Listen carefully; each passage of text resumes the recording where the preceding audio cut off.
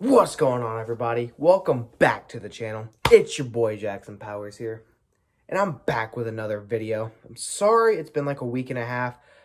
Stupid ass school again, okay? School sucks. That's all I gotta say about that. Junior year, not fun. It's not fun.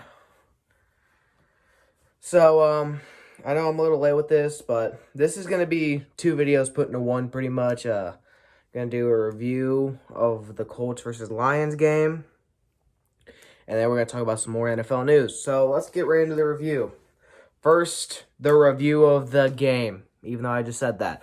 The Indianapolis Colts traveled to Detroit, Michigan to take on the Lions. The Lions. And the Lions lost. Bad. They lost by a final score of 41-21. My Colts went in there and got the job done, as they always do on the road, except for Jacksonville, Cleveland. We don't talk about that. Okay, for real though, pretty good game for the Colts. The defense looked solid. Offense dominated time of possession. When Phillip Rivers doesn't turn the ball over, the team looks legit. Phillip Rivers, by the way, had a great game. 300 yards and 3 touchdown passes. It was something like that. I know he had 3 touchdown passes. That's all I know. In the first half, by the way, Nyheim Hines had a fantastic game. And he's really good at gymnastics, we've learned. By the way, Nyheim, could you not do those celebrations anymore? You're going to hurt yourself. For real, though.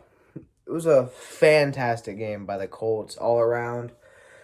The Lions, I feel they're a decent team. They're not a great team by any means, but they are a very decent team. And I feel like they could do something in the future. I'm just saying. But yeah, that's the game pretty much. The Colts played great. Kenny Moore had a pick six. Long snapping was a bit bad in the situation. Rodrigo Blankenship missed 2 extra points due to bad snaps. We made up for one of them when we went for 2 and got it. Jordan Wilkins had a fantastic game too, but he missed the second one. Then Rodrigo missed the second one. My bad on that. I slipped up. He missed a second one. So we need to work on the long snapping game. But everything else besides that looked great. And plus, if you're going to mess up on an extra point, if it happens in a blowout, nobody's going to complain. Because the Colts were up big by the time they messed up on those. So, yeah, that's going to do it for the game. It was a pretty great game. Enjoyed sitting at home and watching it. And got the Ravens next week, so we need Phil on his A game and the defense to play well. And I think the Colts got a chance to win that one. I'm not even being biased. I think they do. Okay, next up, NFL news. First up, probably the biggest piece of news. John Elway tests positive for COVID-19. Well, that's unfortunate for the Broncos.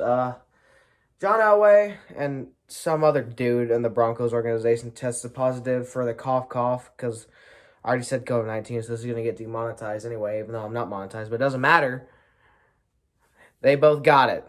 So they got a quarantine. I don't really know much about it, but I just know they have it. So they got quarantine, and hopefully this doesn't really affect the Broncos.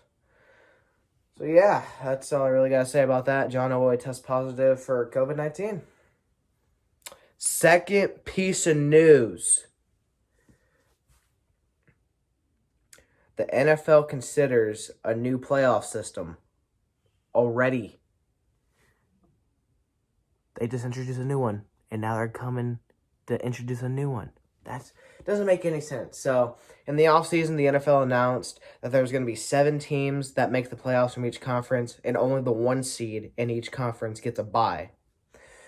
Now they're thinking about, since the schedules have had to change, and since they really can't, move the schedules around anymore because the bye weeks are starting to run out, if they can't fit an 18th week in there for makeup games, they have considered to have an 8 teams in each conference, I think is how it went.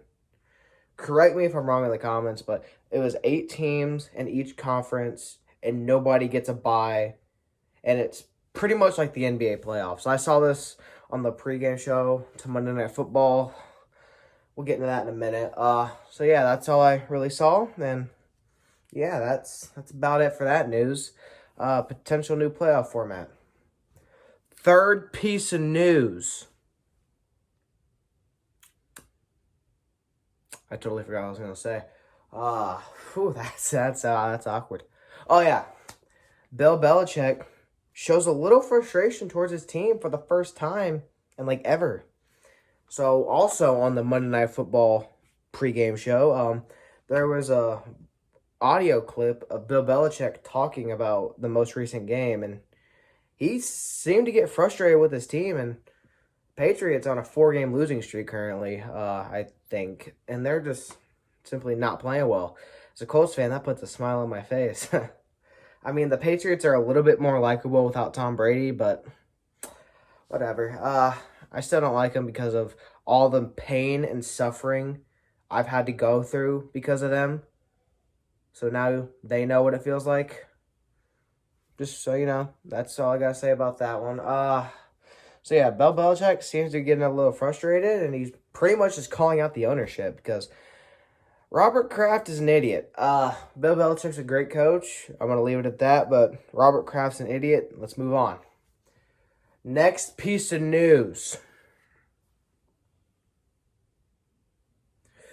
The New York Football Giants got screwed by officiating.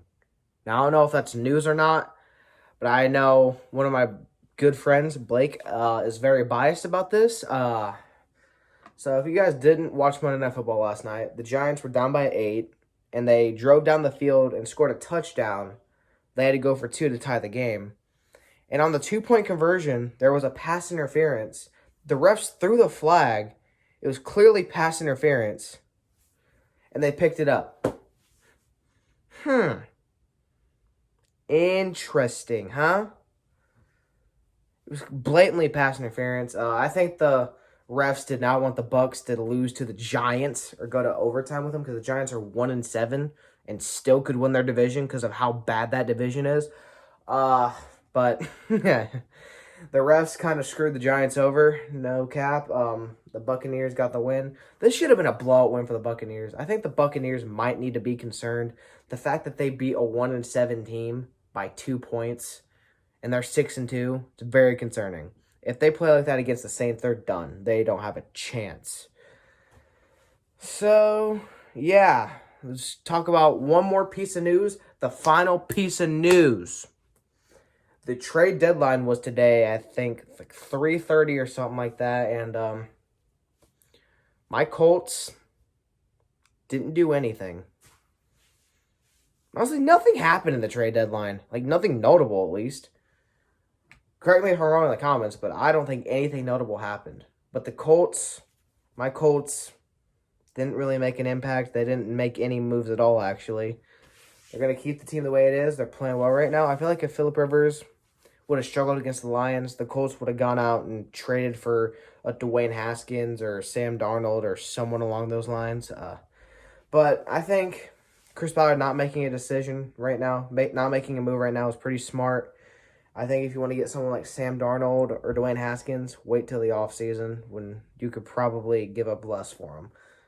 Or get them in free agency, I don't know. But that's going to do it for this video. I hope you enjoyed it. If you like me combining 2 videos into one, like, just let me know. I'll talk about more stuff in just one video if you guys want me to do that. I mean, I don't know if you do, but this is just really a test because I didn't want to make 2 different videos. So, yeah.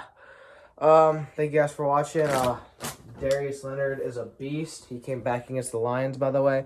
Played phenomenal. Yeah, that's all I got to say. Thank you guys so much for watching this video. Follow everything that's in the description, and I'll see you in the next one. Bye.